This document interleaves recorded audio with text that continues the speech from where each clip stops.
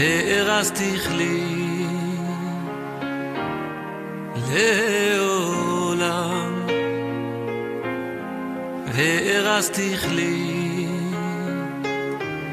בצדק ובמשפט ובחסד וברחמים,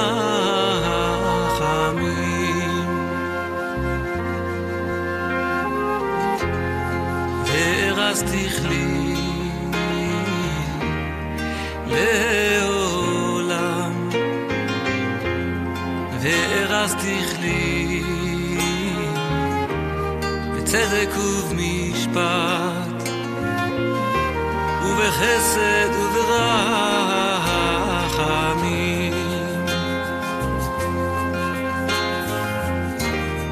והרסתיך לי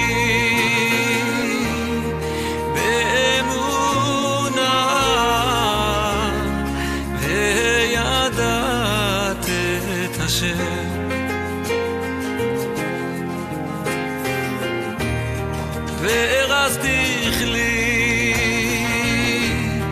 באמונה וידעת את השם. אוי אוי אוי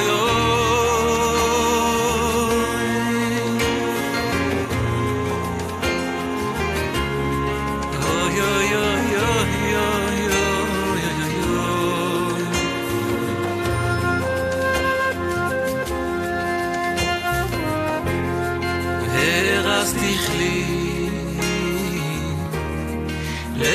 לעולם, והרסתיך לי בצדק ובמשפט ובחסד וברחמים,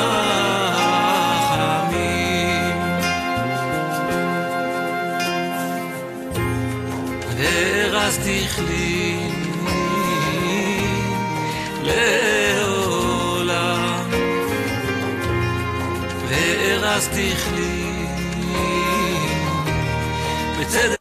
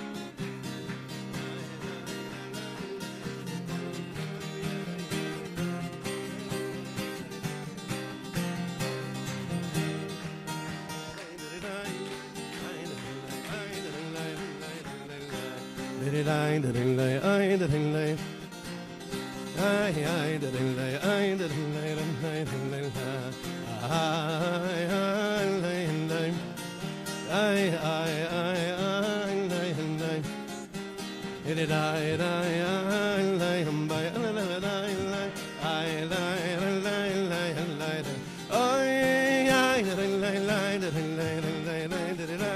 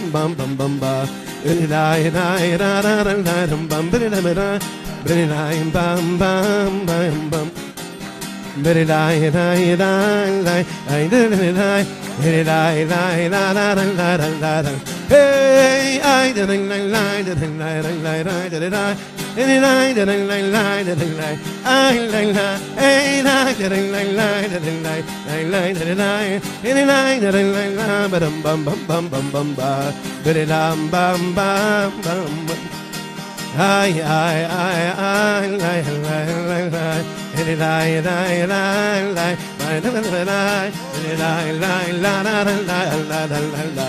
Hey, ay, da, ding, lay, ay, da, ding, lay, lay, lay, da, lay, da, lay, da, ding, lay, ay, da, ding, lay, lay, dum. Biddy da, da, dum, bum, bum, ba-dum, bum, bum, bum, bum, ba-da-dum, bum, bum, ba-dum, bum, bum, ba-dum, bum, bum, bum, bum, ba, bum, bum, bum, bum, bum, bum. Ay, ay, ay, bum, bum. Biddy dum, bum, bum, bum, bum, biddy dum. Hey, bum, bum, bum, bum. Hey, hi, da, ding, lay, lay, da, ding, lay, lay, lay, lay, da, da.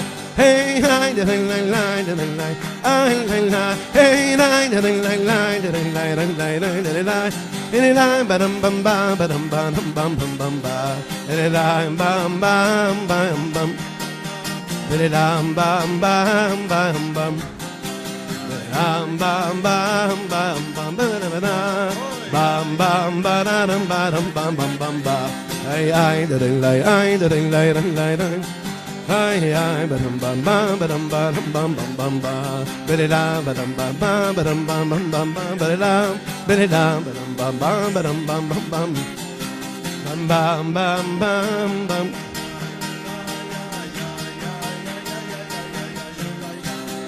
Ay ay ay lam bam.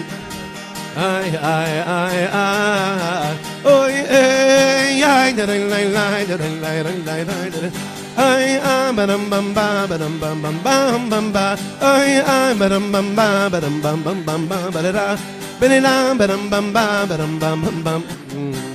Ay ay bam bam. Bam bam bam bam bam. Ay ay bam bam. Ay ay bam bam bam bam bam bam.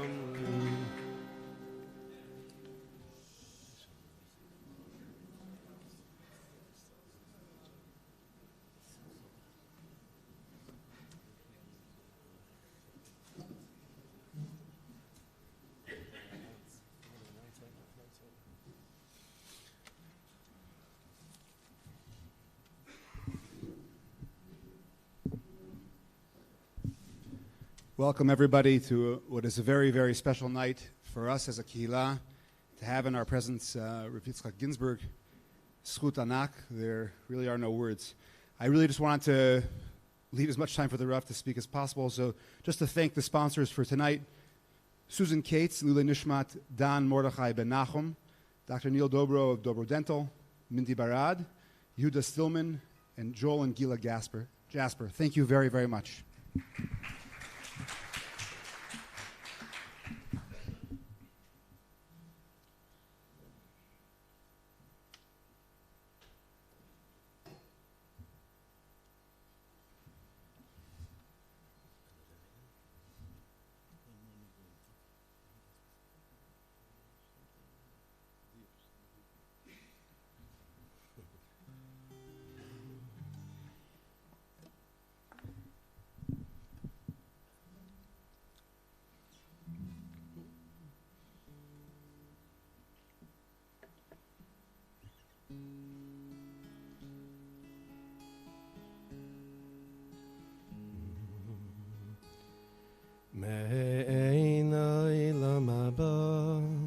Yom Shabbos Menucha Me'einai Lom Haba Yom Shabbos Menucha Me'einai Lom Haba Yom Shabbos Menucha Me'einai Lom Haba Yom Shabbos Menucha Me'einai Lom Haba Yom Shabbos Menucha Me'einai Lom Haba Yom Shabbos Menucha Olam haba, Yom Shabbos Menucha. Olam haba, Yom Shabbos Menucha. Olam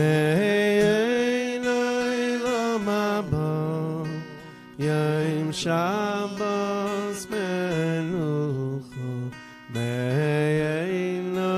Olam haba, Yom Shabbos Menucha. Olam haba, Yom Shabbos Menucha. Olam haba, Yom Shabbos Menucha. Olam haba, Yom Shabbos Menucha.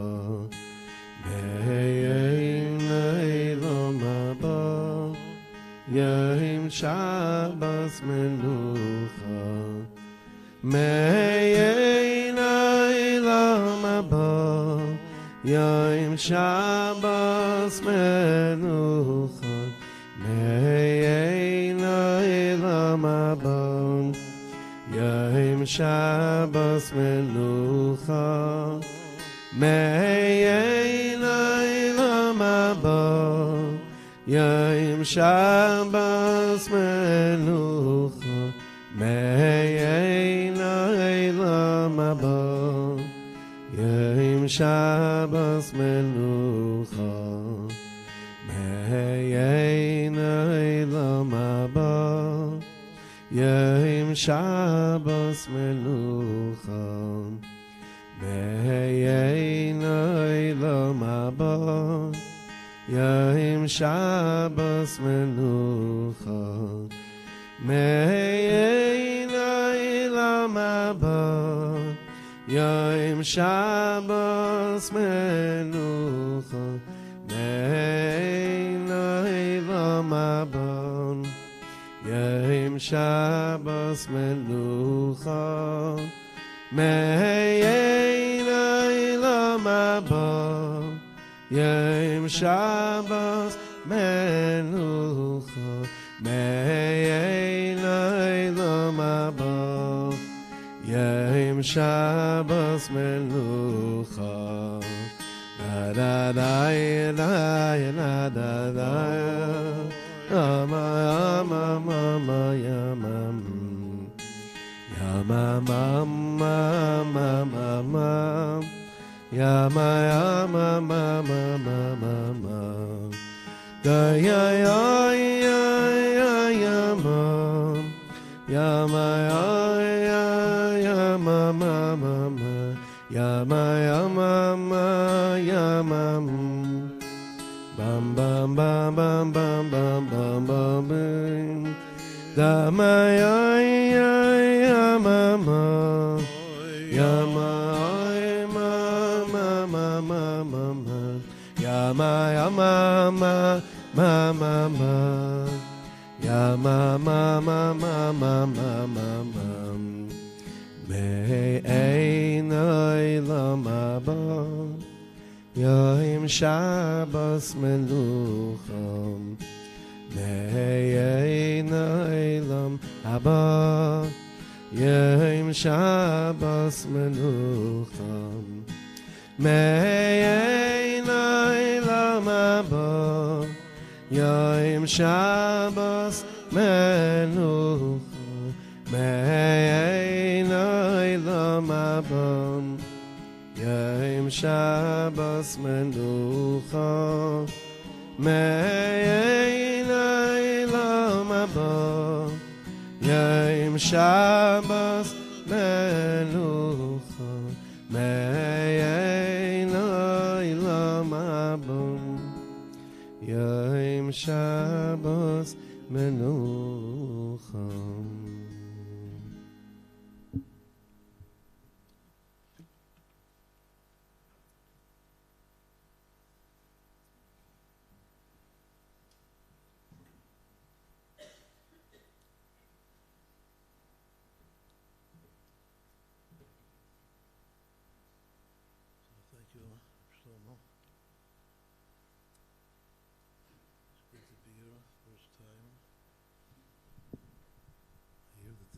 a year old, right?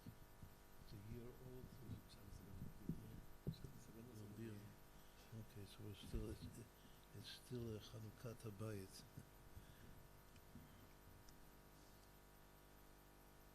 Should be many heartfelt prayers coming from the Shul, going straight up to Hashem and bringing down blessing to Am Yisrael.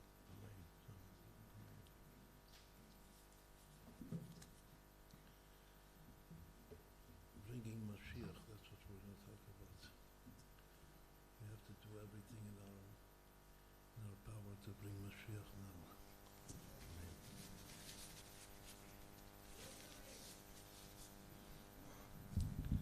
עוד רגע, ישמעו.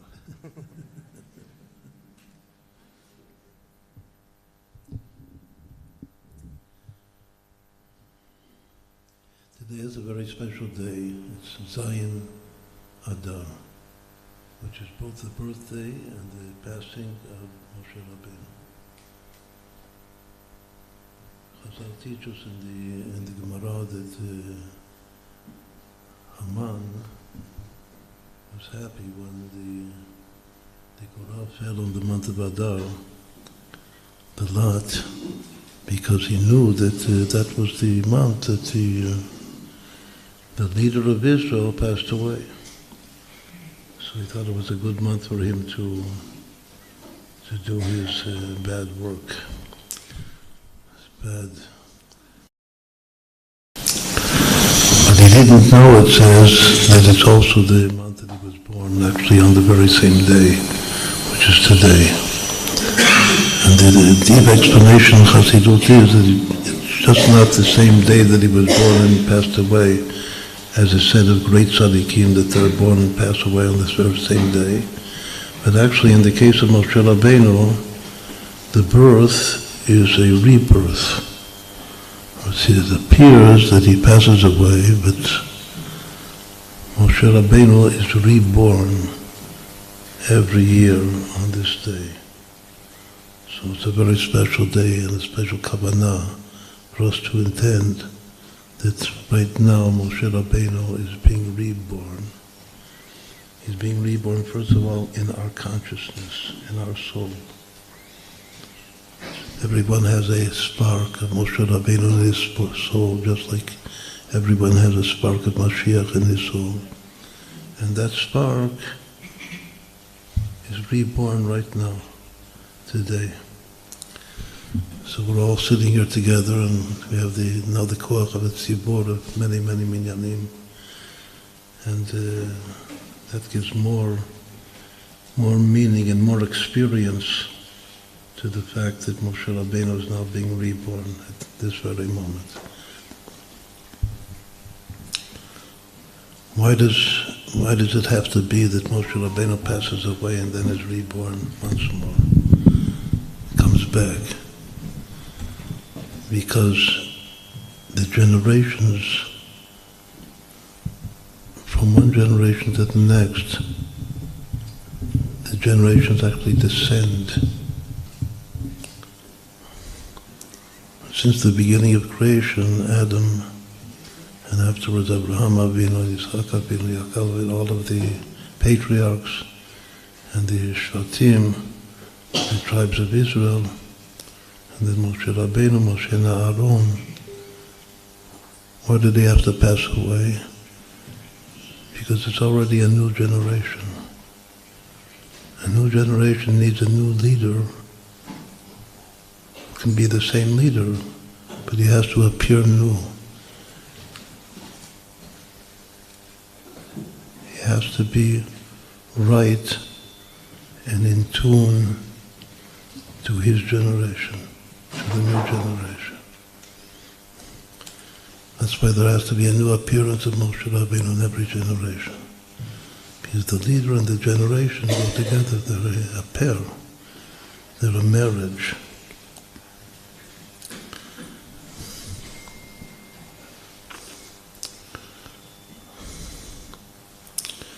As we said before, the motion or the movement of time according to Kabbalah, time itself is actually not just moving on, moving ahead, moving forward, but it's actually descending all the time. Because the secret of time is called the kav, the line of Hashem's infinite light that permeates the vacuum of the tzimtzum that Hashem created at the beginning of creation. And that line is continuously descending. And that line itself is the secret of time. It says when it reaches the rock bottom, that's Mashiach. That's when Mashiach will come. Once more, in every generation, there has to be the Moshe Rabbeinu of that generation, who is the potential Mashiach of that generation, that is pasik in Yiddish, that is perfect, right, fits right for that generation, for this generation. It can't be the same appearance. It has to be a new appearance. And that's why Moshe Rabbeinu passes away on this day, but is immediately reborn once more, in tune with the time. In tune is a good word in English, because in tune is like an instrument that has to be in tune. Every generation there's a new tune, a new melody, but the instrument that plays it has to be in tune. And that's Moshe Rabbeinu.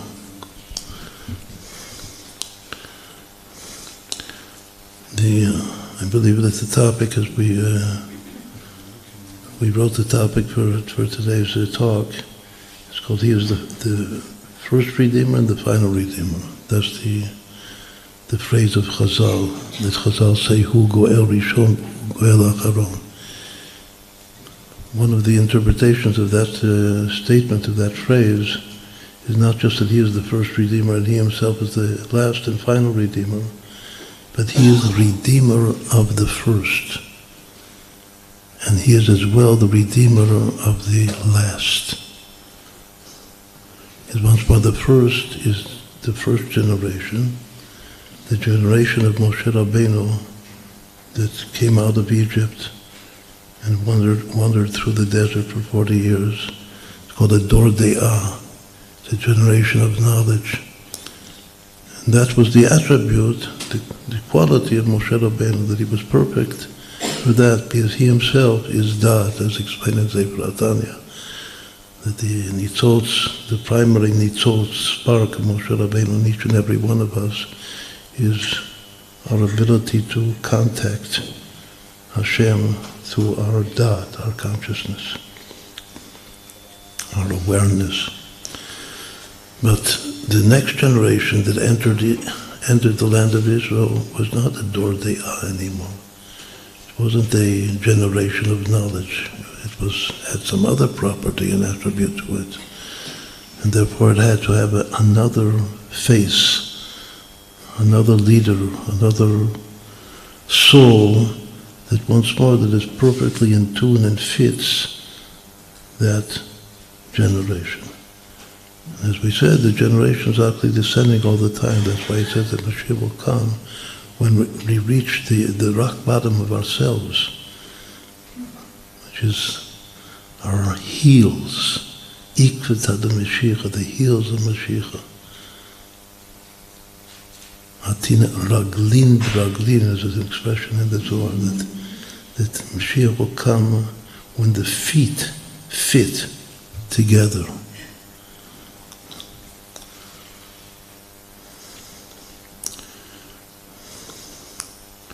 We know that the whole Torah that Moshe Rabbeinu gave us and gives us is called a song. Kitvu lachem et hashira hazot. It's all a great song to Hashem. We don't always learn and experience the Torah that we learn, we observe as singing. But it's all a song. And that reality that the Torah is actually a song And everything that we do, all the mitzvot that we perform, it's all playing a great symphony to Hashem that becomes apparent in the inner dimension of the Torah, which is the Kabbalah and Chassidut. That's why one of the basic teachings in the Zohar is that all of the 10 Sfirot, which are the channels of divine energy through which Hashem continuously recreates the world and ourselves, there's actually 4 levels of song. It's called Shir Pashut, the simple song, and Shir Kafod, the double song, Shir Mishulash, the triple song, and Shir Merubah, the quadruple song. It's 1, 2, 3, 4 equals 10. Because that's the simple understanding of the Zohar, why there are 10 Sfirot. It's actually called a triangle, a great triangle of 4. But the 1, 2, 3, 4 are not just numbers. The 1, 2, 3, 4 are songs. Musically, it has also different interpretations. It can either refer to the rhythm or to the melody, to the counterpoint. There are different interpretations, but all of them are correct. And once more, all of reality is a simple song, and a double song, and a triple song, and a quadruple song. What is the simple song? If we translate that or relate it back to the Shirot, to the 10 Shirot, the simple song is the Keter, the superconscious crown. The double song is the Seichel, the intelligence, which is basically 2, Chokhmah and Binah, the father and mother within the soul. It's called the double song, because they're always interacting and coupling together. The triple song are the 3 basic attributes of the heart: the love and the fear and the compassion of the heart. That's the basic 3 emotions. And emotion, as if you're an emotional person, it means that you're singing the triple song of the Shirut. But there are people that are active.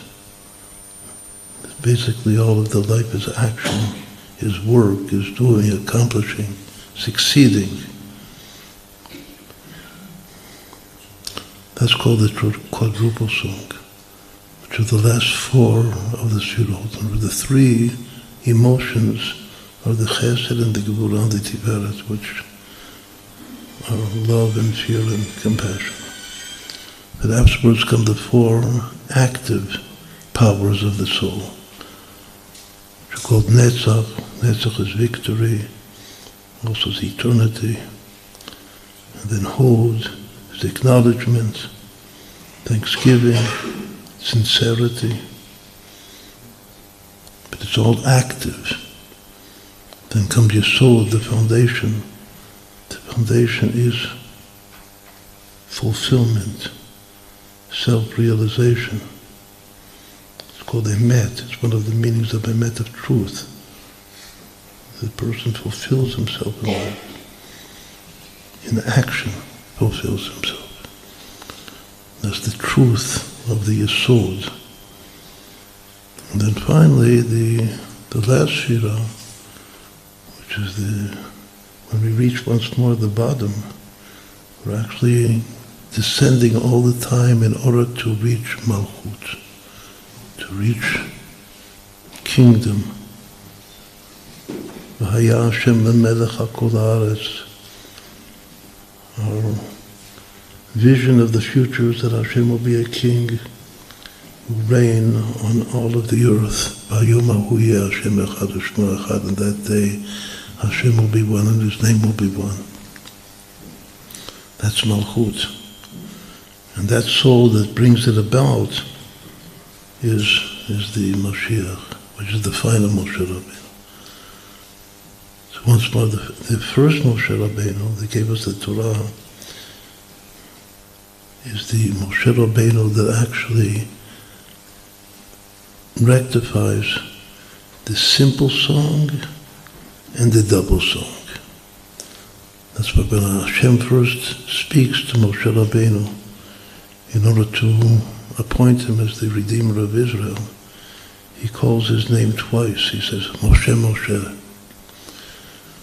Every time that a name is mentioned twice in the Tanakh, in the Bible, there's a line between the two times.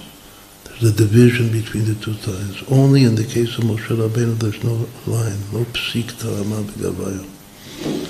And it's one continuum without a tzimtzum. The line represents a tzimtzum, some contraction, some concealment. There's no contraction or concealment between the two Moshe. And the interpretation, one of the interpretations in Kabbalah is that Moshe has two functions. The original Moshe has two functions that he accomplishes. The first function is that he strengthens our faith. Every Jewish soul inherits faith from the fathers and mothers. But the faith has to be strengthened by bringing it into full consciousness, to full focus of mind. One has to think one's faith, know one's faith, concentrate on one's faith. That comes from Moshe Rabbeinu. Vayaminu b'Hashem Moshe Avdo. Says that the people believed in Hashem and in Moses, his servant. So the simple reading is that they believed both in Hashem as well as in the prophecy that Moshe is that servant of Hashem and his prophecy is true from Hashem. But the deeper interpretation is that we believe in Hashem as we inherit our faith from the fathers.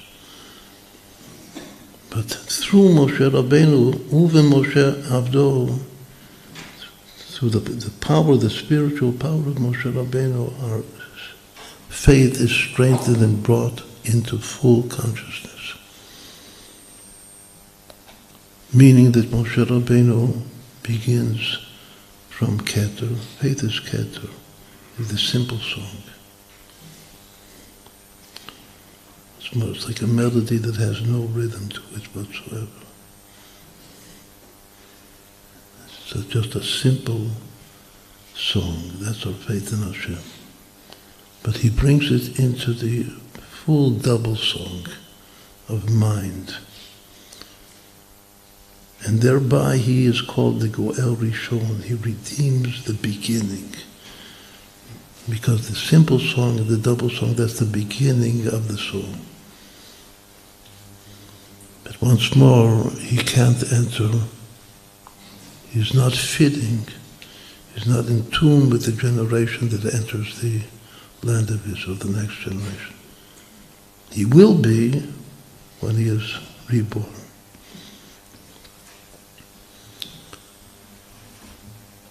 But the Mashiach is the final Redeemer, meaning that he has to redeem the end.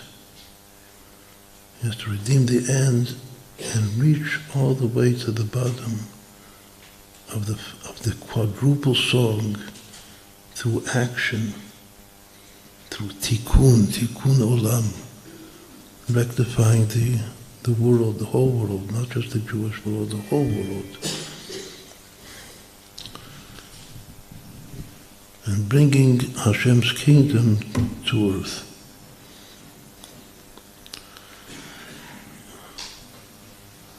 I had a thought that maybe to call our talk this evening Moses down to earth. But I was not sure if everybody would understand what I meant. But that's what Mashiach is, that's what we're waiting for. We're waiting for Moses down to earth. Because the first Moses is still in the heavens. The Torah that he gives us is Torah min hashamayim, Torah from heaven. It says that Hashem created the heavens by unifying two opposite elements, Yesodot, which are water and fire. Shamayim is Esh Umayim, it's fire and water together.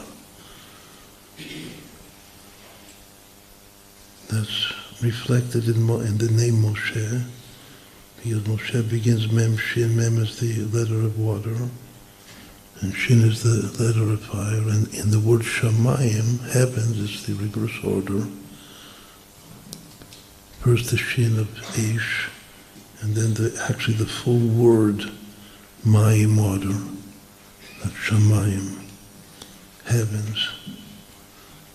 But in the name Moshe, and also in the name Mashiach, is the common denominator of Moshe and Mashiach, that their names are very similar.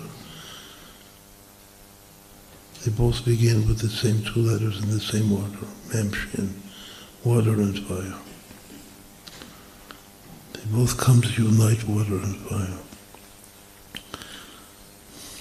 There's a verse in Job that reads, Hamshel v'afachad imo oseh shalom bimlomav. Everybody knows the phrase oseh shalom bimlomav, that Hashem makes peace on high. Because we say that at the end of every Shmona Esrei and every Kaddish, Chazal Mitakein, they take the phrase from this verse in Job, and they add to it another phrase, Oseh Shalom Bimlomav, Hu Ya'aseh Shalom Aleinu V'al Kol Yisrael. That he who makes peace on high, he shall make peace on us and all of Israel. Or the last part of that prayer is an addition of Chazal. The verse just reads, Oseh Shalom Bimlomav, that he makes peace on high, but there's a phrase before that we don't say in our prayers. The phrase before that is Hamshel v'afachad imo, that rule or reign and fear and awe is with him. Oseh Shalom Bimlomav, and he makes peace on high. Chazal say in the Midrash that Hamshel, the rule, is actually the angel Michael. And Pachad, the fear, the awe, is the angel Gabriel. And even though Michael once thought of the angel of water, it says, and Gabriel the angel of fire, but they don't extinguish one another.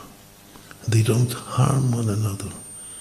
And they're in peace with one another. And they actually unite and couple together these two angels. How so? Because Hashem makes peace on high. How does he make peace on high? So he explained in Chassidut and Tanya that by revealing a light, an infinite light above the soul roots and the individual independent attributes of these two opposing angels and forces in creation. Both of the angels are batel. Their individuality is nullified. And by the nullification of their individuality, because of the revelation of God's infinite light, which is infinitely above both of them, that's the power, the force to unite the two together, to create the heavens. The heavens is actually unification of these two opposing forces. That's what Chazal mean when they say that Hashem took fire and water, and from the fire and the water together made the heavens.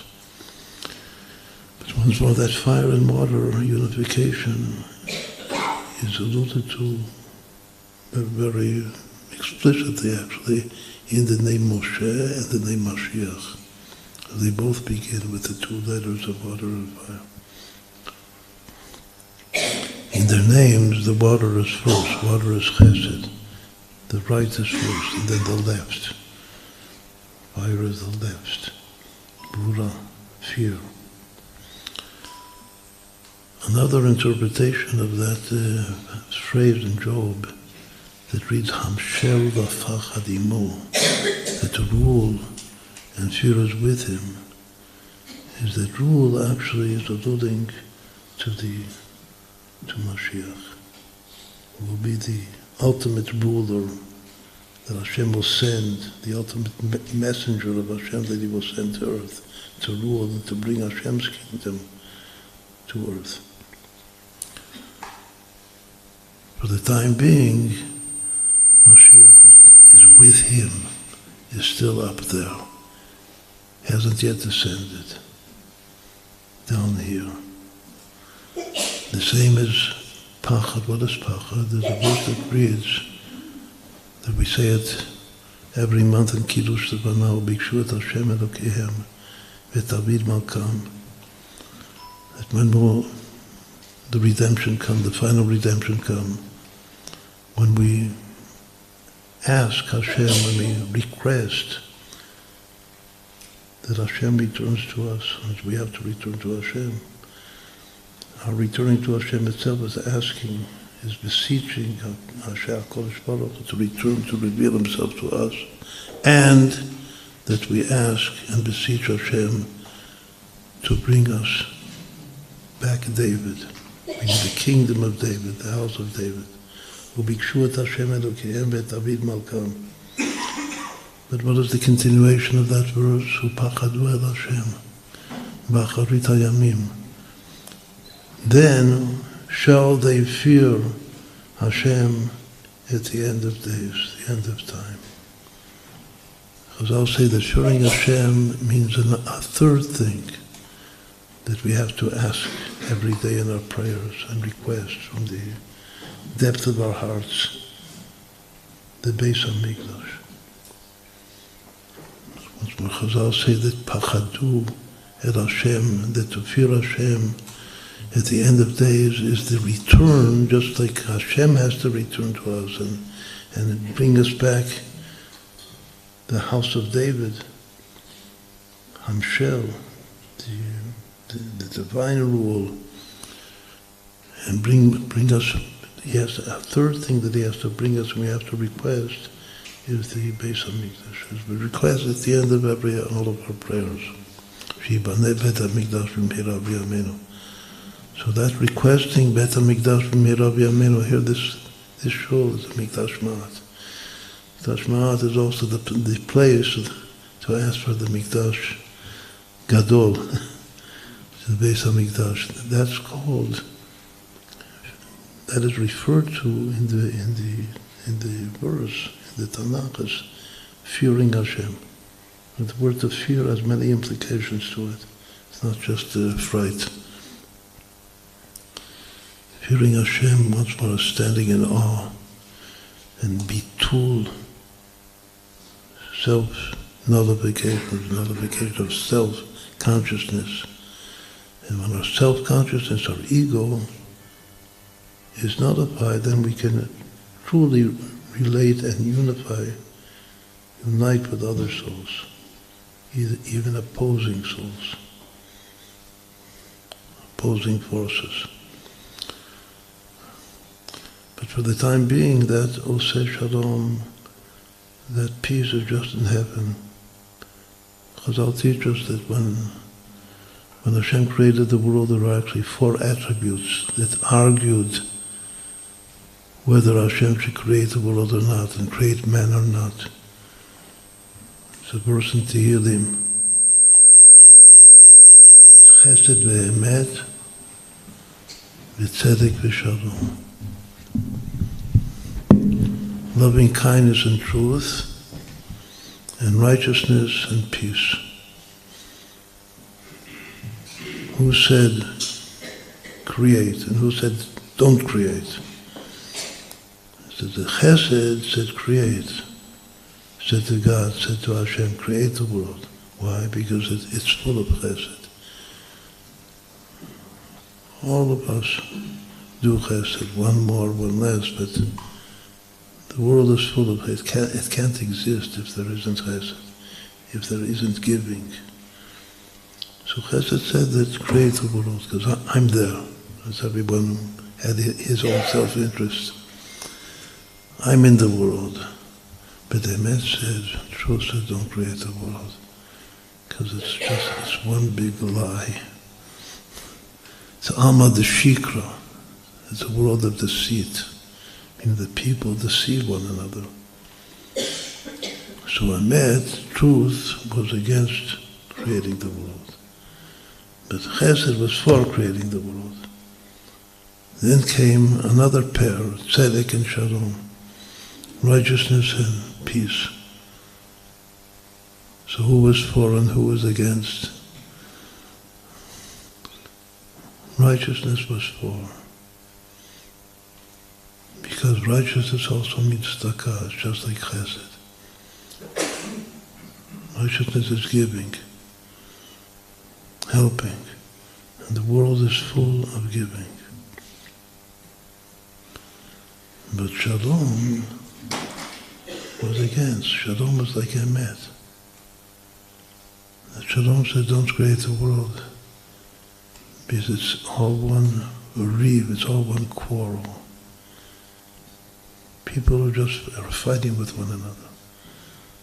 So it's very interesting that the world is, on the one hand, it's full of giving, on the other hand, it's full of deceit, of deceiving one another, and fighting one another, and still people are giving to one another.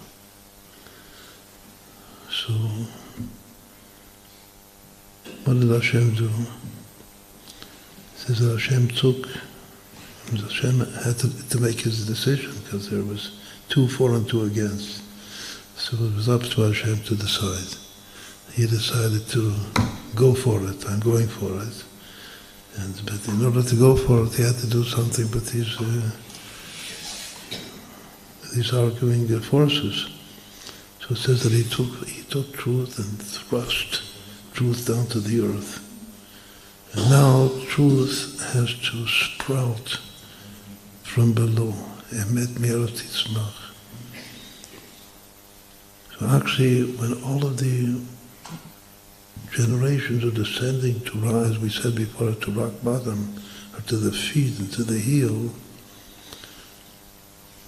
unconsciously, by descending, we're trying to reach that truth that was thrust down into the earth, in order not to make trouble for Hashem to create the world. And that truth, when it will sprout from below, that also is one of the symbolic meanings of the coming of Mashiach. Because Mashiach is actually an earth soul. Moses, the first Redeemer, is a heaven soul. He's a heavenly soul. And as we said, Moses down to earth means that there's somebody who is a earth soul. Even in Chassidus it says that there are souls that have a hush, a sense, an innate sense of ruchnius, of spirituality. And there are other great souls, and actually Mashiach is one of them, that have an innate sense of physicality, of what this table is all about. Why is this physical reality here? What does it want? What does the Creator want?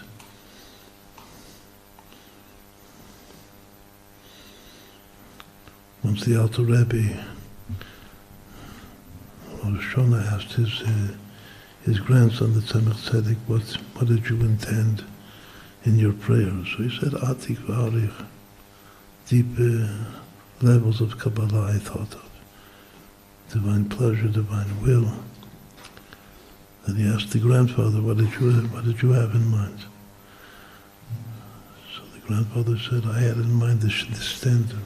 The standard, yeah. I had in mind that, what's standard in English? The standard that I was davening with the table. That's what I was thinking about.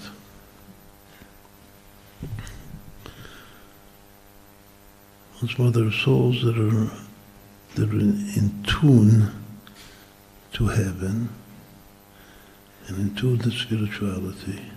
And there are other souls which are in tune to physicality, to what's going on in the physical world. That we can actually call it the real world. What's really happening here? And how do we really correct what's happening here?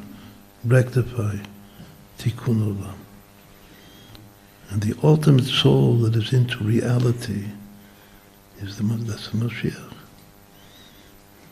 That's the earth. It says there are actually 4 levels. Moses was drawn out of the water. That's what his name means.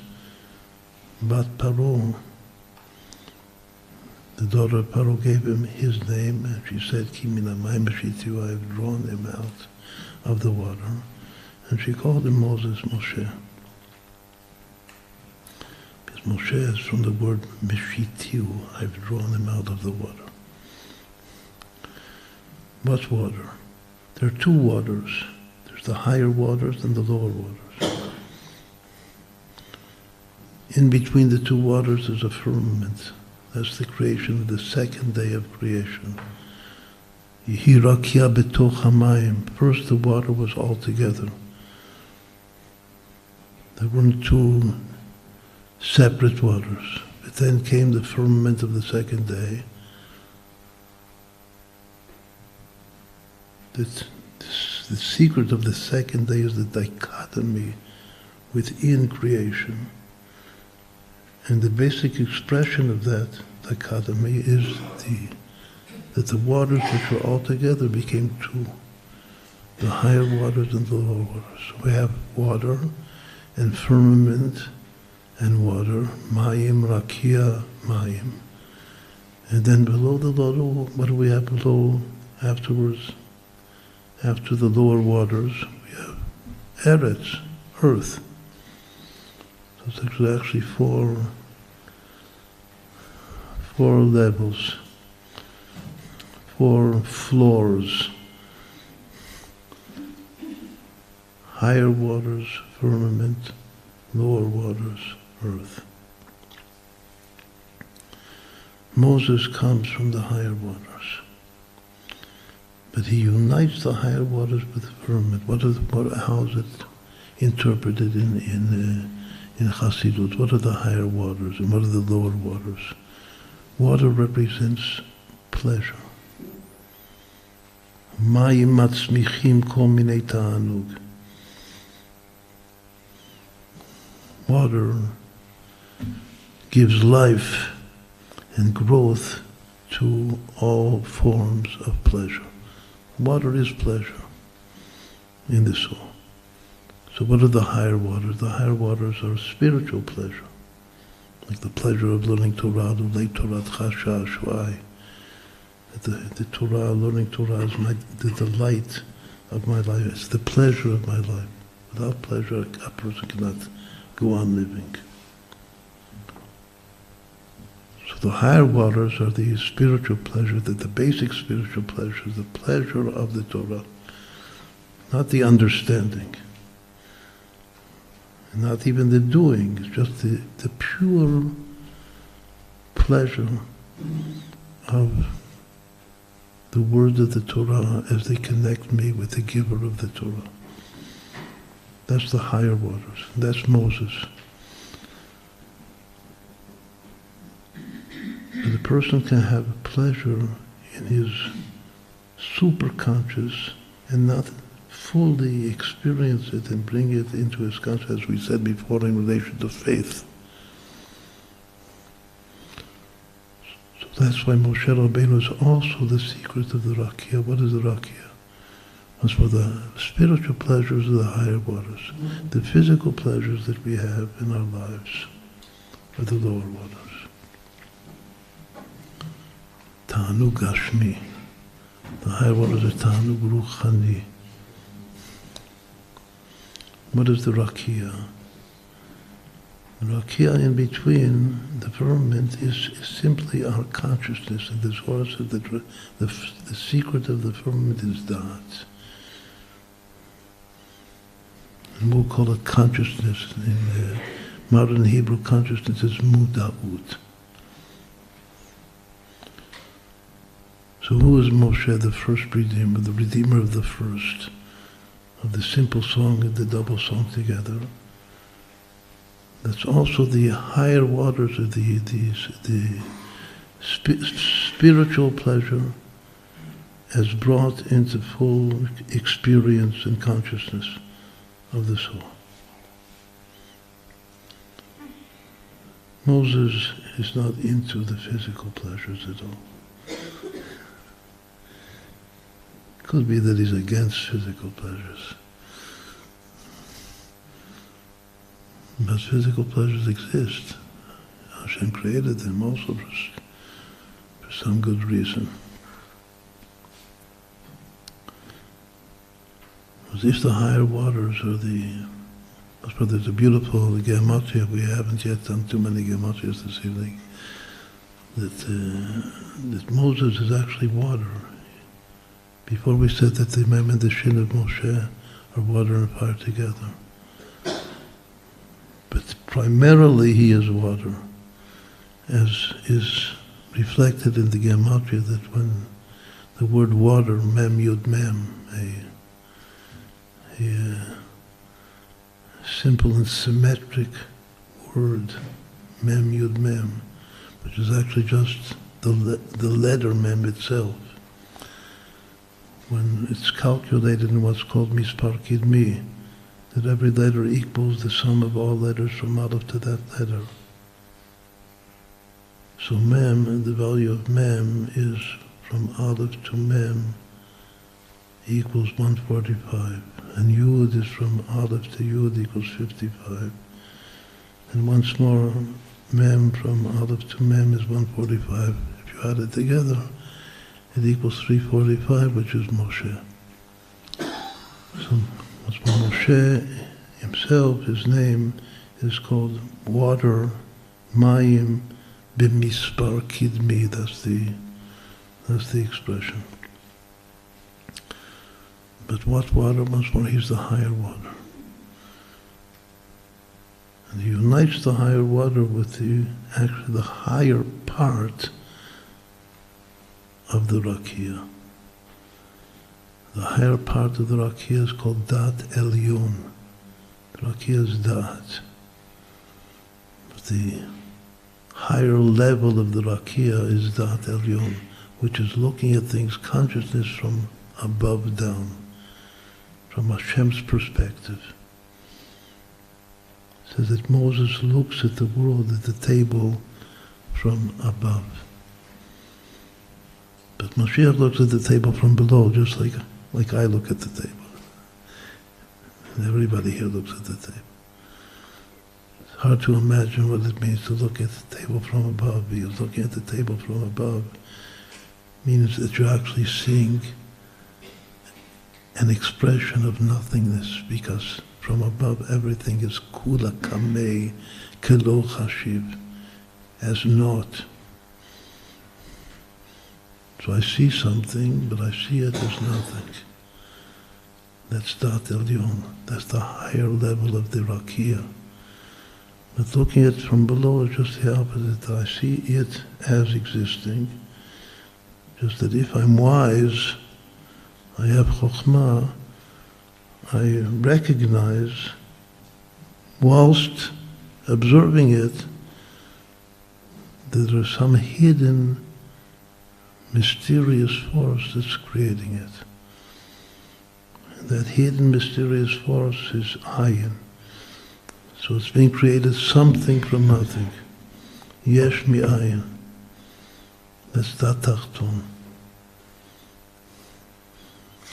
To rectify physical pleasure is through connecting it to the lower level of the rakia, which is dat tachton. What is the earth? Well, this is a very, very basic understanding in Kabbalah and Chassidut. The higher waters are the spiritual pleasure, the rakia is the consciousness, which itself has two levels. And the lower waters, because every intermediate force must have two levels in order to connect, to ultimately connect, even though the simple function of the rakia is to separate. But the deep function of the rakia ultimately is to connect together. In order to connect, it has to have one dimension which connects to one extreme, and another dimension which connects to the opposite extreme. And thereby it can connect the two together. So we have the higher waters, the spiritual pleasure of life, and the lower waters, the physical pleasures. We have the rakia in the middle. What is the earth? It says that the earth is nature. Teba, what does it mean? What does it mean for me, nature? Is my natural state of behavior. In modern philosophy, this is called behaviorism. Who created behaviorism? That's a very simple and beautiful reflection of the descent from philosophy being a mind-focused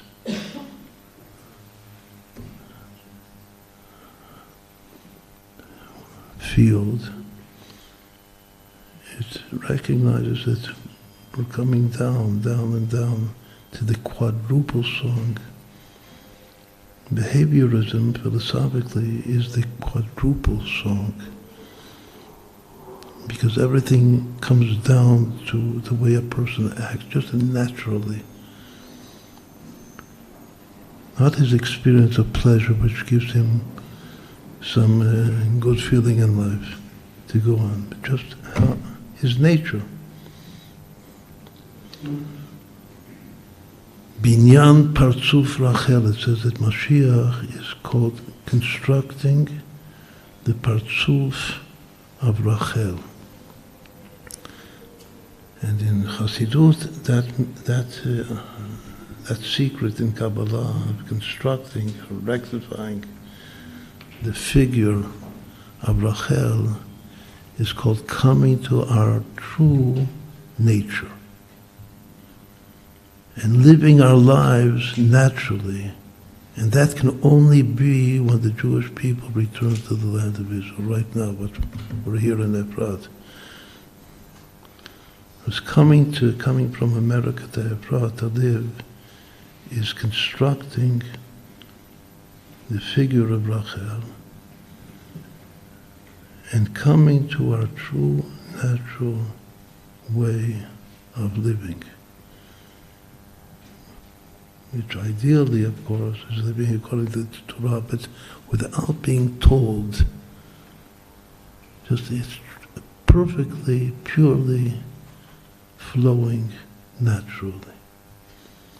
The consciousness itself, it's called muda'ut tivit. Just natural consciousness. Nature, which actually all the rules of nature. One doesn't feel, when one studies, say, physics and the rules of nature, one doesn't hear their hair, the innate pleasure in nature. There is. Otherwise it wouldn't exist. What gives life force is pleasure. It's just purely, that's the earth. That's where Mashiach comes from. That's one more bringing Moses down to, besides the first Moses and the final Moses, who is Mashiach, that redeems the end, there's something in the middle. We didn't fully explain this yet. That between Moses and Mashiach, Itpashtuta de Moshe b'chol dara v'dara, the expanse and extension of Moses is in every single generation, because every generation has to have a leader. It's just that not always is the leader known in that generation. There are many great figures in every generation, but the one leader of the generation, not always apparent, sometimes yes. What we did say before is that the leader has to be perfectly in tune with his generation. But as far as the model of the Kabbalah, which is the simple song, the double song, the triple song, the quadruple song, all of the generations between Moses, the first Moses, and the final Moses, which is Mashiach, is actually all tikkun midot. It's all the triple song. Once more, the first Moses was in his generation of knowledge. That's the correction, the rectification of the simple and double song together. And that's the reading of Moshe lo psikta ma begavaya. When Hashem calls him twice, it means that he has to unite the simple song and the double song without any interruption and separation between the two. The Mashiach is already the quadruple song. What about the triple song? So actually the triple song, every Moses in his generation, that there isn't a generation without a Moses in that generation, beginning from the Talmid of Moshe and the next generation, Yoshua, who brought us into the land of Israel. It all relates to the triple song, to the rectification of our love and our fear and our compassion. What is the root or the source in the Kabbalah of the fact that Moses returns in every generation? And will ultimately, he himself will be the final redeemer. It's the 9th verse in the book of Ecclesiastics, in Kohelet.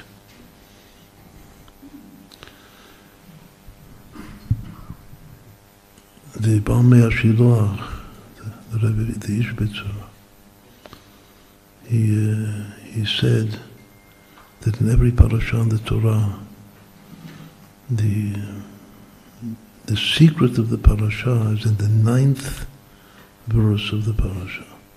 So, very deep and not obvious saying of the Ishbitzer.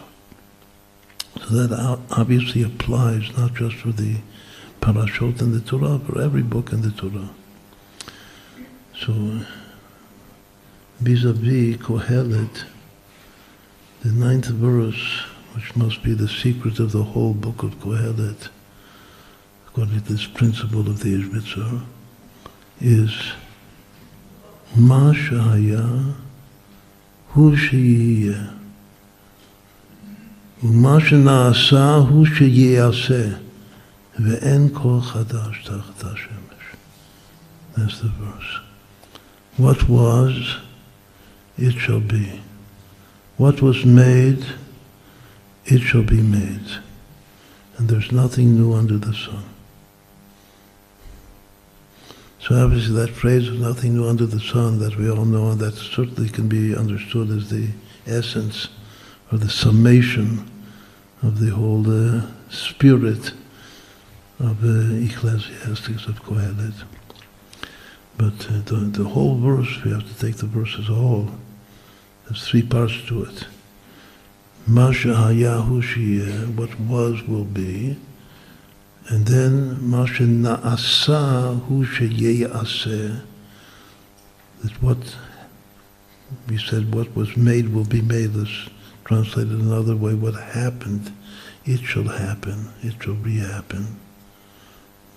And there is nothing new under the sun.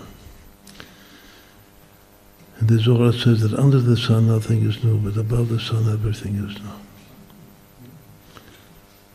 But that doesn't so much interest us now, because we're saying our whole talk is that Mashiach is not above the sun. He's below the sun. And if nothing is new below the sun, so what's so good about that for Mashiach? That nothing is new for him. I would expect just the opposite, that everything is new.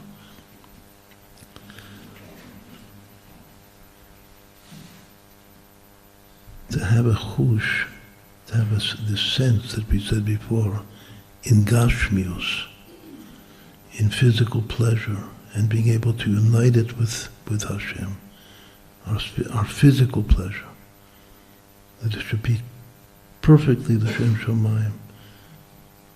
When does that actually happen? That happens on Shabbos. That only Shabbos, the physical pleasure of Shabbos, is a mitzvah. That's the whole inyan of Shabbos, the whole essence of Shabbos. It says that a Talmid Chacham is the whole week Shabbos. A true sage of the Torah is continuously Shabbos, meaning that his physical pleasure as well is all holy. It's all united with the firmament from below. And it's also united with the earth below it, meaning that it rectifies what we called before muda'ut tivit, our natural consciousness, our very nature, our very behavior. The patterns, what does behaviorism mean? The patterns. A person in his behavior, he draws pictures. Patterns. Our patterns of behavior. It's natural, in tune with Hashem's will. The word eretz, earth, means will. Why is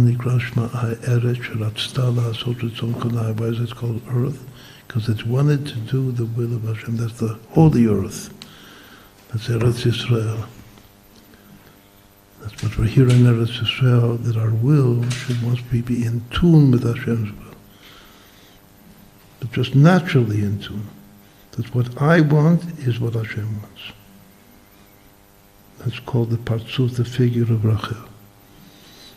If I know that what I want is also Yishbitz, if I know that what I want, that's what Hashem wants, so I do it with all of the force, with all of my force, with all of my conviction.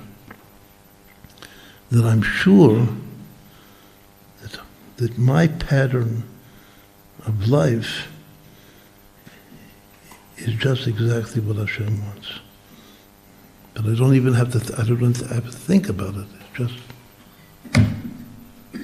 happens. A spontaneous happening. Masha na'aseh, masha na'asa hu sheyeh aseh. So once more, what is it, the meaning of Ein kol chadash tacht Hashem? There's nothing new under the sun. Ani havai lo shaniti. Hashem's very essence doesn't change. Elokut b'pshitut. The expression of Chassidut, that Hashem is simply exists continuously. There's no change in Hashem from before He created the world to after He created the world. that unchangeable Hashem himself reflects itself in the Yesh HaNivra, Yesh HaAmiti, the true absolute something, reflects itself in the very lowest physical something of creation. That's the positive interpretation of Ein Kol Chadash Tacht HaShemesh. That's the way Mashiach reads it. That nothing new, meaning is that it's a very revelation of Alts is God, that everything is divinity. And since divinity does not change and there's nothing new for divinity, so there's nothing new for the table either, because it's Hashem.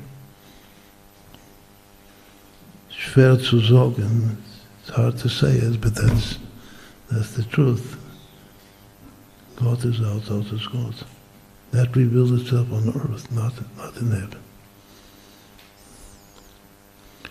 So once more, Breshit bara Elokim et hashamayim et haaretz. In the beginning, God created heaven and earth.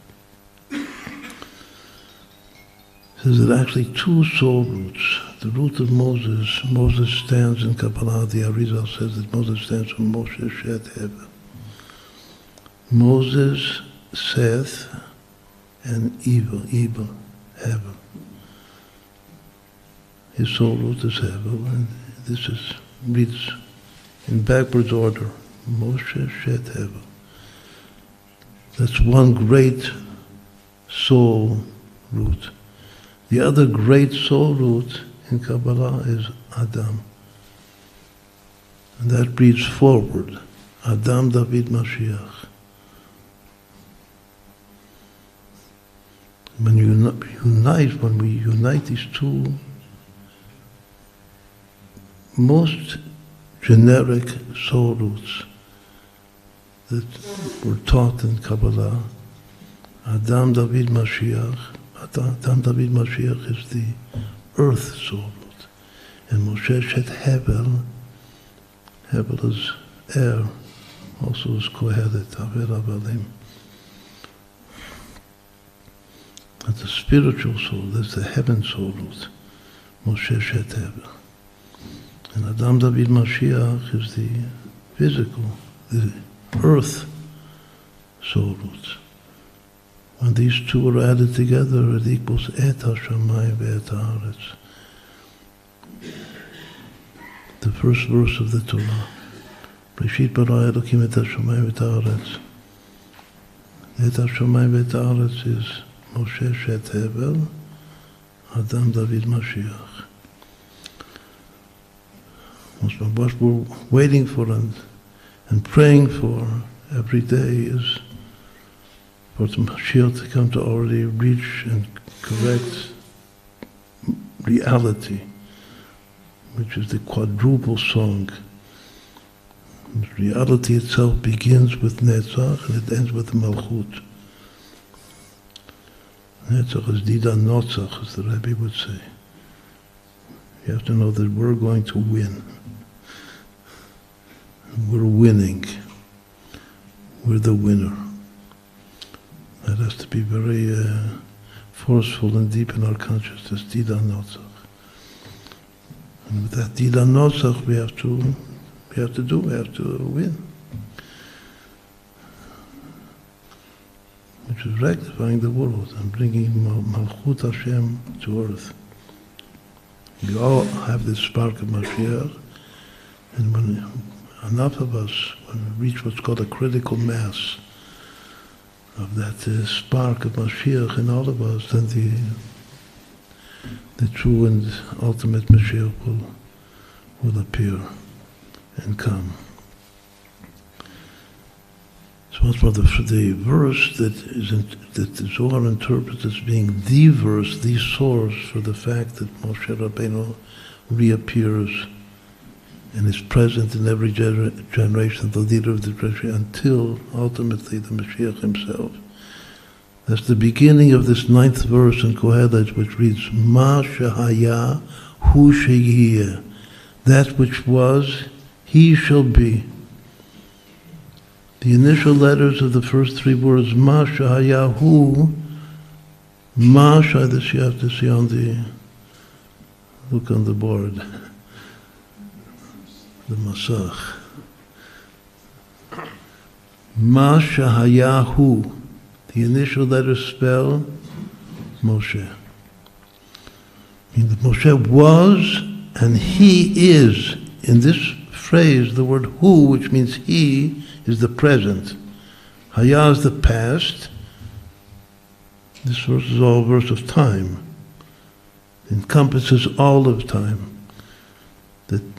That which was Masha Hayahu, Moshe, Sheyihiyeh, and he shall be, which is already the future.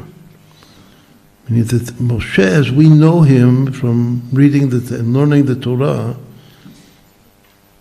that Moshe is our past and our present. Also like Moshe lo psikta ma b'gavayu. But the future is hid, it's not part of the initial letters Moshe. Moshe is Mashayahu, and then comes another word, Sheyihiyeh, shall be. The future is the Mashiach, which is still hidden from us. Not only are the initial letters Mashayahu, do they spell Moshe, but actually the first three letters of the phrase in their order, Moshe. Moshe is Mem He Shin, is also the three letters of Moshe, just in a different order, the He before the Shin, Moshe. So actually there are two allusions to Moshe in this phrase. Moshe Hayahu, Rashi Tevot Moshe, and just Moshe is also Moshe. That order of Mem He Shin is the fifth of the 72 hidden names of Hashem. There are 72 names of Hashem.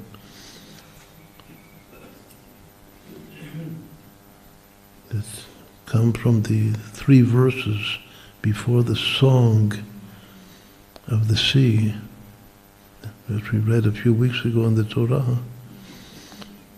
Each verse has 72 letters to it.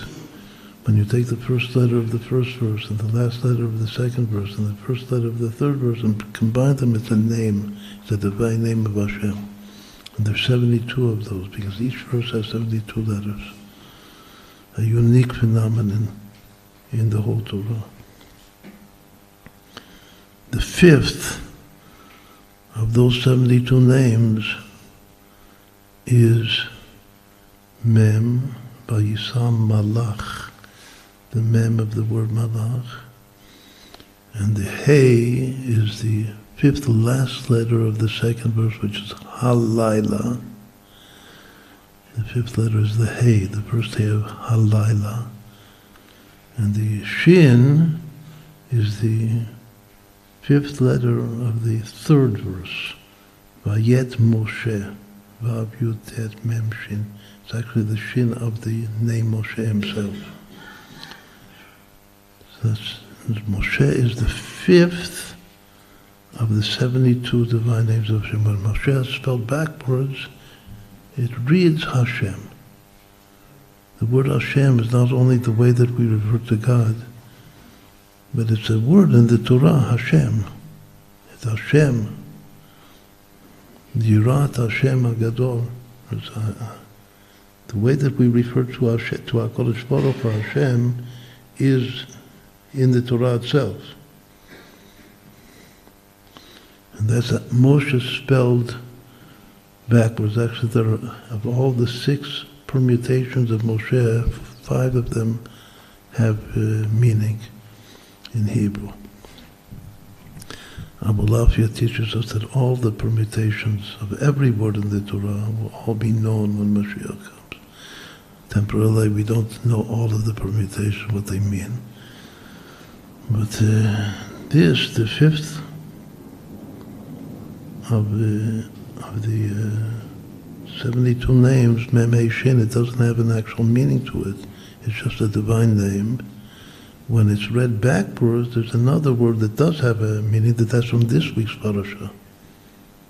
Shoham. Shoham is one of the 12 precious stones on the breastplate of the Choshen. Where is the Mashiach in this week's parasha of Tetzaveh? The clothing of the high priest. Where is Mashiach there?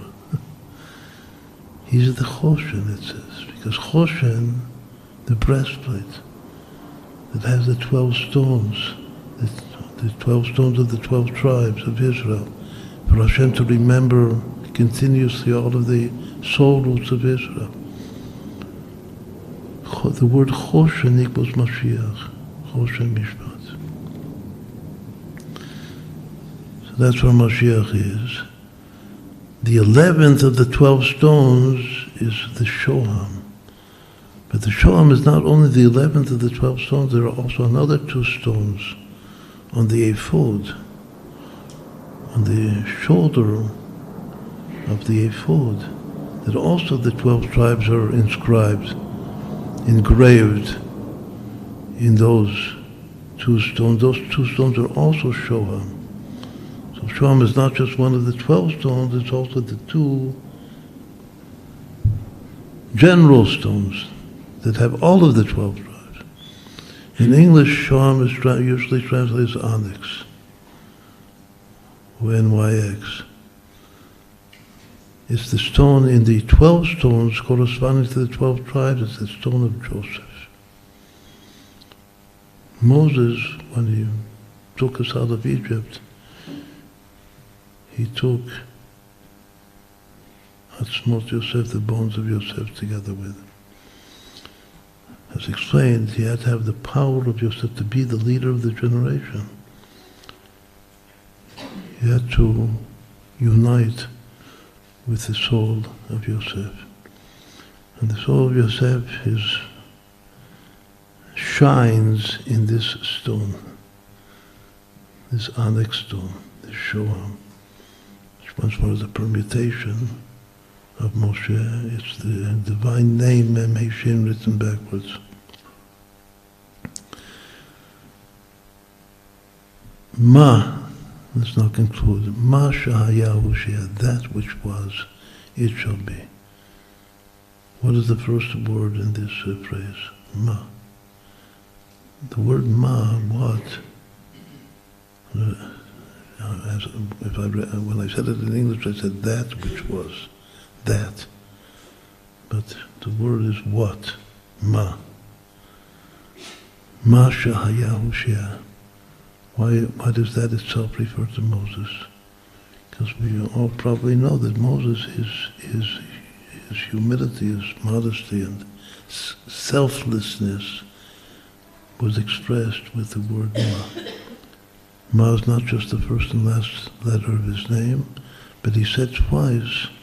Also, we read it in Parashat B'Shalach a few weeks ago. He said twice, Anachnu Ma. He included within himself also his brother Aaron. And he said, we are what? V'nachnu Ma. He actually repeated the phrase 2 times. V'nachnu Ma. Later on in the Torah, he said just about Aaron, his brother Aaron Mahu.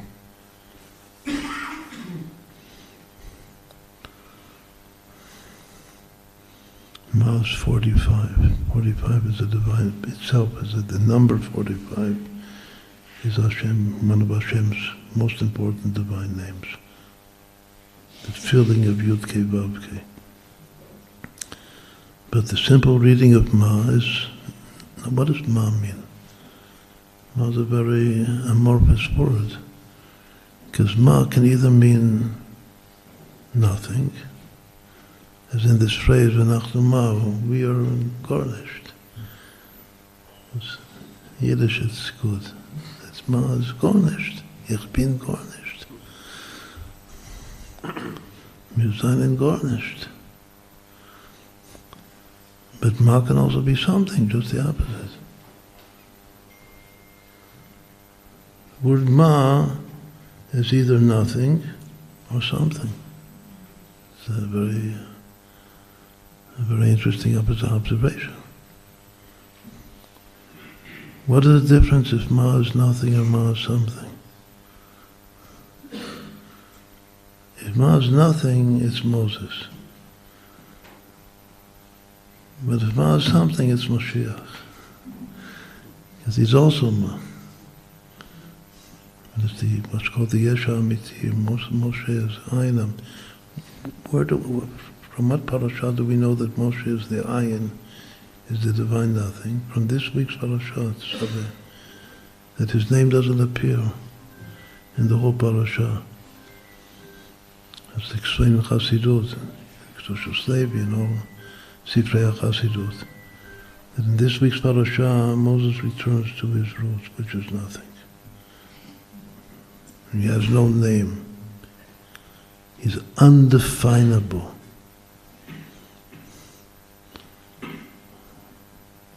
No way to put your finger on Moshe. Before we said that there are 4 levels of reality: the higher waters, the firmament, the lower waters, and earth.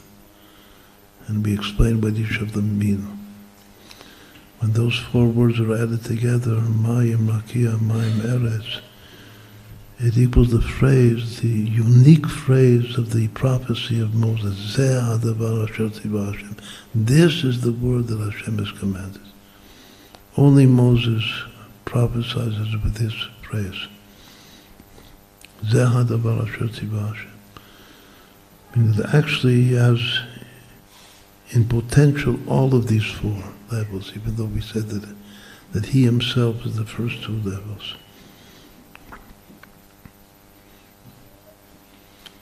That phrase equals 851, which is 23 times 37. 23 is there are 2 makifim of the soul, 2 superconscious levels of the soul. The chaya and the yichida. When they're multiplied together, chaya is 23, yichida equals 37. Together they're 851, which is Mayim Rakia, Mayim Eretz. But Moses himself is basically just the chaya, because his name equals 15 times chaya. He is sho'ef, he aspires to the yichida, which is Mashiach, to the higher makif, encompassing light. He in his lifetime is the chaya. There are 3 conscious levels below that. The nefesh, ruach, neshama. There are 5 levels of the soul. Nefesh, ruach, neshama. The nefesh, ruach, neshama, that's called the shalhevet, the flame of the soul. Shalhevet olam me'elea. Aaron is ma'aleh the shalhevet. Shalhevet is shed hevel. We said that according to the Arizal, Moses is a reincarnation of Shed, who himself is a reincarnation of Hevel. Hevel permutes the spell Lahav, which is the root of flame. When Hevel enters into Shed, then it becomes Shalhevet. And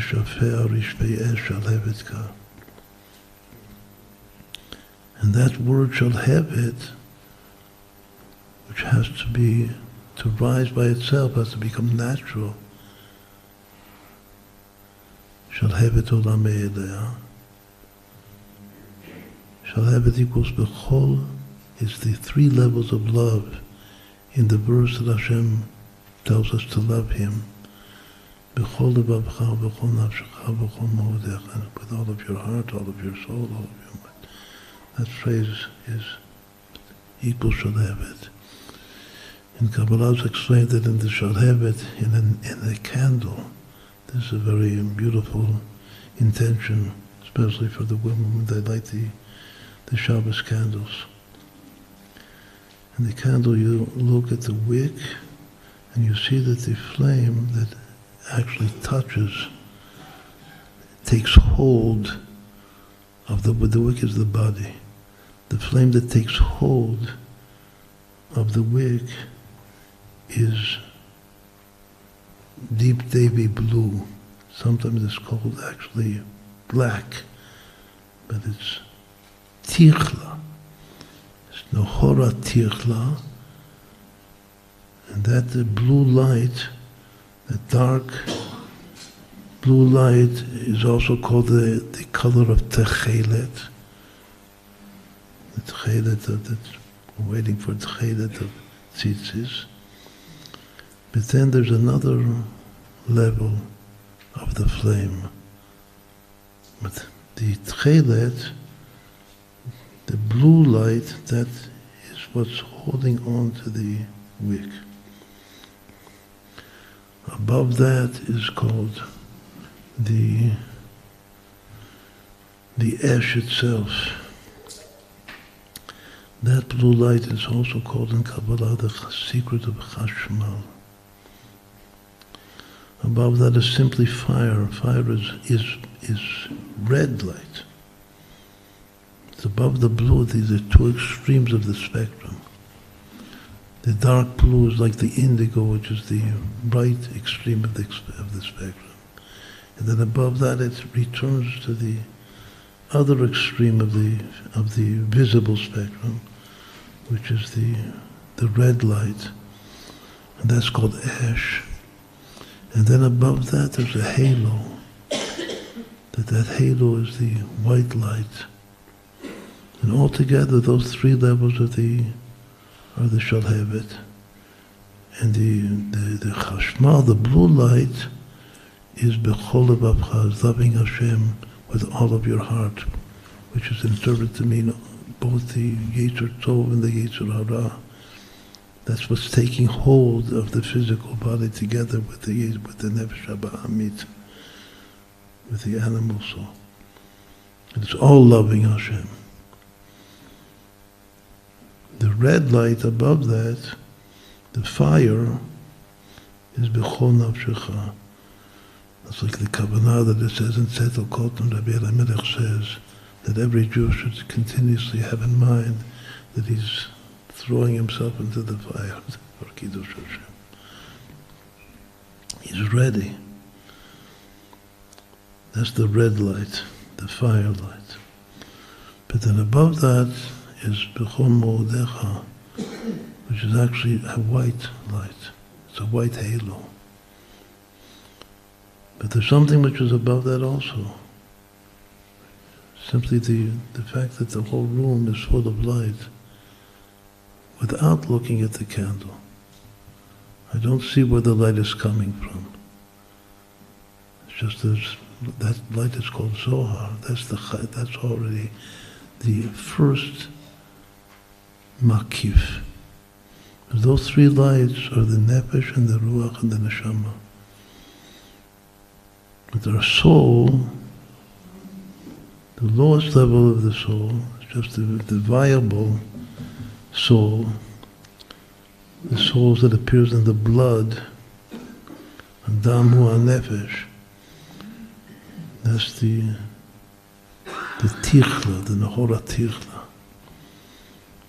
But the red fire is the ruach.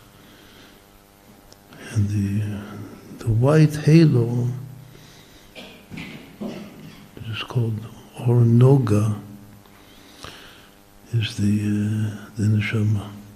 Another beautiful, also amazing gematria is that the three names of these three levels, it's called Chashmal, Eish, and Noga, exactly equals the word Shalhevet, which equals Bechol. Moses is the Zohar, it's called, the light that fills the room. It's not, you don't see it on the candle at all. It's just, that's what the candle produces. That now there's light. Yehi or, let there be light. That's the chaya of the soul. But the yechidah of the soul, which is even higher, that's when that light, so to speak, that light should continue forever. Infinitely. Light, the word light itself, or equals Ein Sof, infinite. But it does, in our world, it doesn't. It has some limit to it. That after that limit, that there's no longer, we no longer see the light. What is above that? Darkness.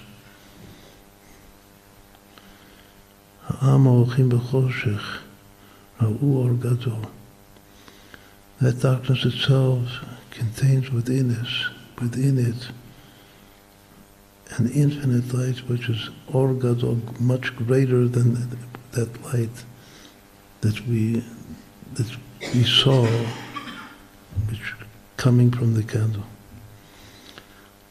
When the Kiyitron Ha'or Min HaChoshech, when that darkness, which is above all of the levels of light, will itself become Or Chadash, a new light, a new infinite, strong light. That's also one of the explanations in Kabbalah, what is Mashiach. But the light that fills our room right now is the light of Torah Moshe Rabbeinu. But Mashiach comes to reveal a new Torah, a new dimension of the Torah. It's all coming from the Torah, all relates to Torah Moshe, but a dimension which has not yet been revealed at all. So temporarily it's darkness. It's above the light. But ki yitrona or min ha'choshech, that darkness will become Or Chadash, a new light on Zion Ta'ir. And Yizkeh b'mira l'ora zeh. So once more going back to ma, the word ma can either mean nothing or something. Meaning there's actually an intermediate between nothing and something, between ayin and yesh. And every intermediate has a source which is above the two things that it unites. That's word ma. And the fact that there are two ma, that's also most beautifully expressed in another verse that we haven't yet said. Imit mahameya. But this verse will conclude. Imit mahameya chakedo ki bo yavo lo ya'acher. If he tarries, wait for him, because come he shall come, he will not be late. Where does that verse appear? That's in the prophecy of Habakkuk Hanavi. The very next verse in Habakkuk after this verse, this most important verse, if he will tarry, wait for him. Imit ma'ameh chakedo ki bo yavo lo ya'acher. The next verse concludes with tzaddik be'emunato yichyeh. The tzaddik v'amer kulam tzaddikim, every Jewish soul is a tzaddik, lives by his faith. So we all know that what Chazal say that Bach Habakkuk vehem midan alachat, that Habakkuk came and he placed all of the Taryag, all of the 613 mitzvot of the Torah on one principle, on one mitzvah, which is these three words, v'tzadik be'emunato yichyeh, the tzaddik lives by his faith. So in Tanya, that's explained to be the faith in Hashem himself. But the pshat of the verse is that that's the faith that's just like we say in Ani Ma'amin, B'afal pishit ma'ameh b'chol, zot ha'chakelo b'chol yom she'avo, that faith is referring to the faith of the previous verse, Imit ma'ameh, chakelo ki bo yavo lo ya'acher. The tzaddik lives by his faith in Mashiach coming, Hayom Hain, today, now. And even though he has tarried for day after day and month after month and year after year and millennium after millennium, it doesn't touch and hurt my faith of Tzaddik Be'emanato Yechyeh. What's more, this, why does he tarry? Why doesn't Mashiach come already? It says that he tarries in order to unite the two meanings of Ma. Imit Mahamea. Imit Mahamea, to tarry reads, he has to internalize. Yit Mahamea is the Lashon Mitpael. That he has to internalize, reflect, it's the reflective form of the verb. Yitma Hameya. He has to reflect into himself and internalize the two levels of Ma.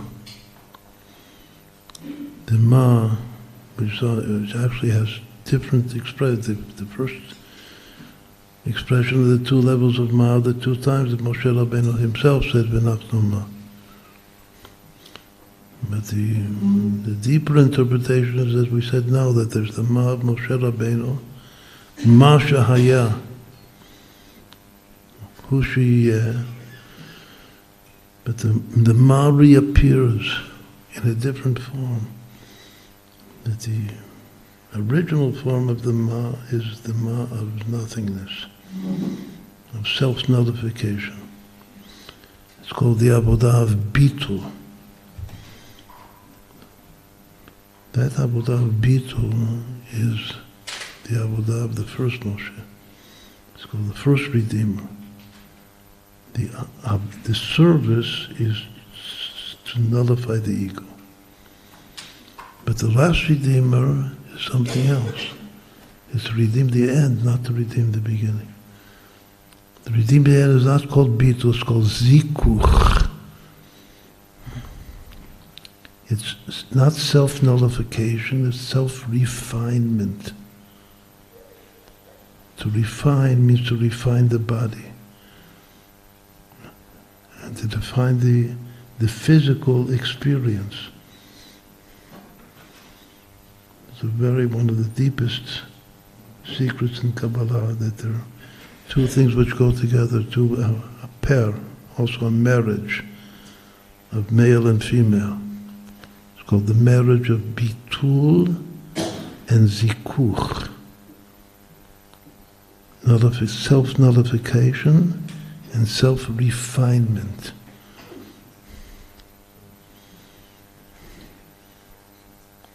Moshe is Bitul. The first Moses is Bitul. But the final Moses, which is Mashiach, is Zikuch. It's a perfect pair, because also in Gematria, together Bitul is 47, Zikuch is 53, together is 100. A perfect match of 10 squared. Yofi, Yud Pa'amim Yud.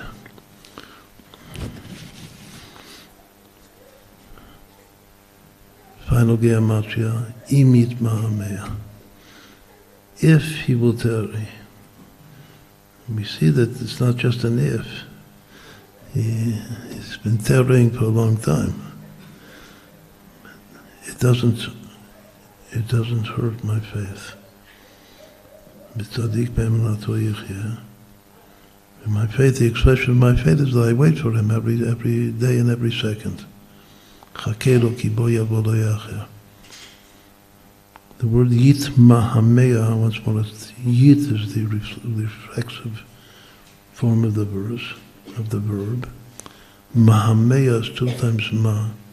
Ma, which is 45, another 45 is 90, together with the yud taf, which is 410, so that whole word yit mahamea equals 500, a round number. Im is 41. So that phrase, imit ma'amea, somebody, how much does that equal together? It equals Israel. I mean, this is a very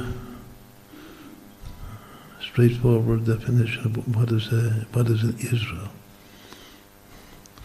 Israel is imit ma'amea. Israel, אבל חכה לו, wait for him, כי בו יבוא לא יאחר. What are we waiting for?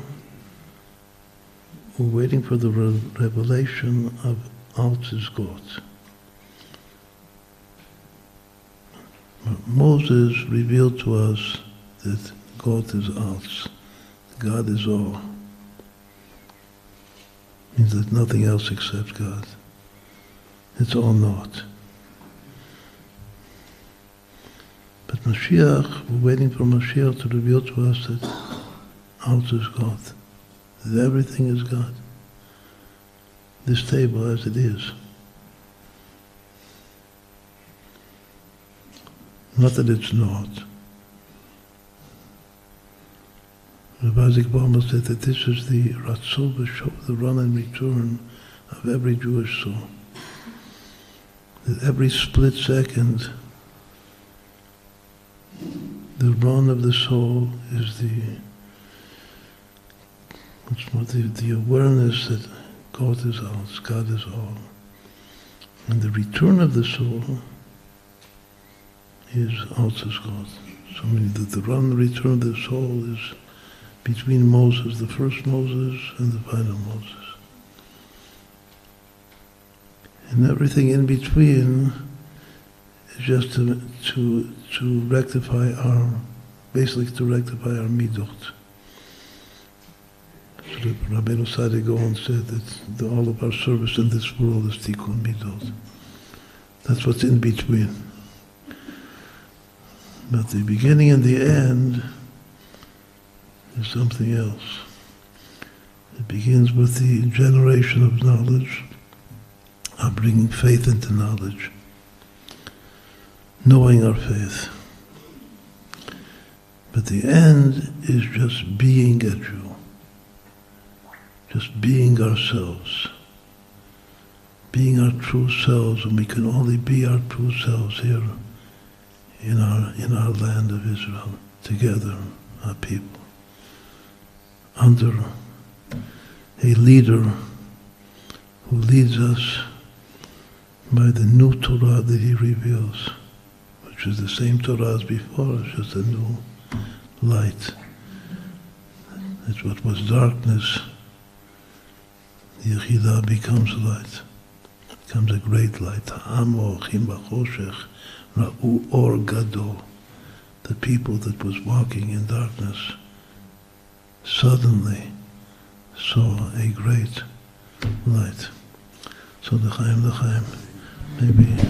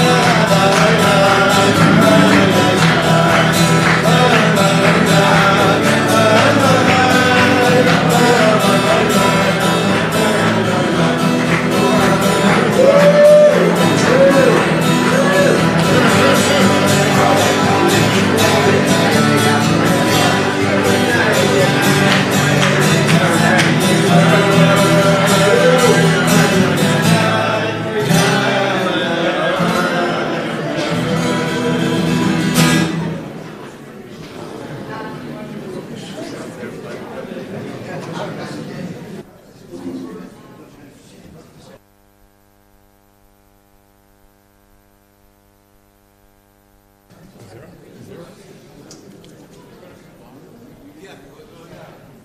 There'll be a marriage right now for whoever needs. Okay.